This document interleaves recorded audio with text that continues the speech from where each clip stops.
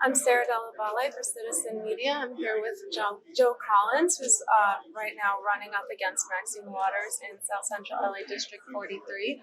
Joe, welcome. Thank you for taking the time to speak to us. Thank you. Thank you. So, we do have a few questions.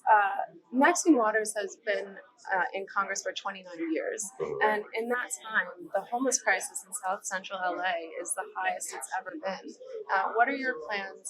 What do you plan to do to help the homeless community in your district? That's a really good question because the homeless problem has gotten out of control since 2008. What I want to do is we have to open back up the mental health facilities so people who have mental health issues can get the help and treatment that they need. We also have to bring quality jobs back. Right now, with the cost of living skyrocketing and jobs moving out of California causes more homeless people. Entire families are homeless on the streets right now. So we have to get those quality jobs back, and we have to also lower the cost of living.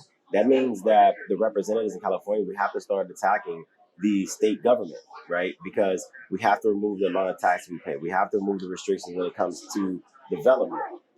Whenever you have a high cost of development, it forces the cost of living to go up because the developers take the cost and they put it back on the people who are going to be buying that property and living in those properties.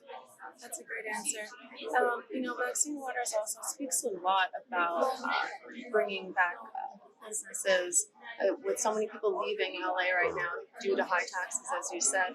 But she tends to use multi-billion-dollar corporations as examples. What's your plan to help small business owners and encourage people to open up businesses and bring business back to South Central?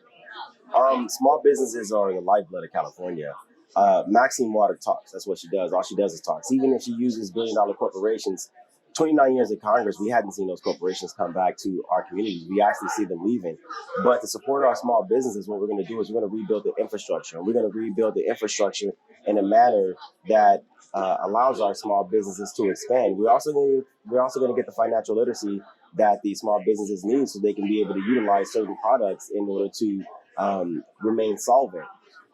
And you actually grew up in your district, is that correct? Yes, I did. Do you think that gives you, an advantage when relating to potential voters and understanding the struggles that are going on in your district right now? I wouldn't say necessarily an advantage, but me growing up in the district, still having roots in the district, it certainly plays a major role in what we've been able to accomplish. The biggest thing about it is I'm a Black Republican and I'm in the city. A lot of people are put off by Republicans because they've been brainwashed to believe that the Democrats are the best thing for them. But we've been able to remove the Democrat versus Republican talking points from our conversations, and we've been able to meet with people on a level that they can understand. And that is getting back to what's important to move a productive society. So it's jobs, it's education, supporting our law enforcement, getting financial literacy so people can start to build wealth, things that people actually care about. Now, I've heard you speak a lot about financial literacy as being a tenet of your platform. Why do you think that that's so important in order to help stimulate the economy? And why have you chosen to focus on financial literacy? Well, when we listen to people talk, everybody wants to build wealth. Everybody wants to have money. Everybody wants to be free.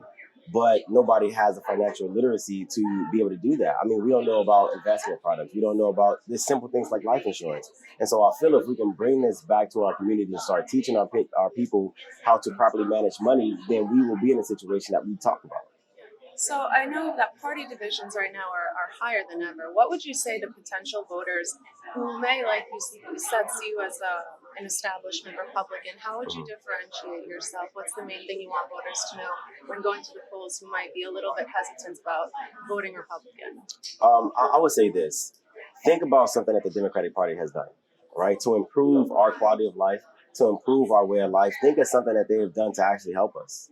And if you cannot come up with nothing, then it's time for you to vote for someone else. Look at the people who've been representing you.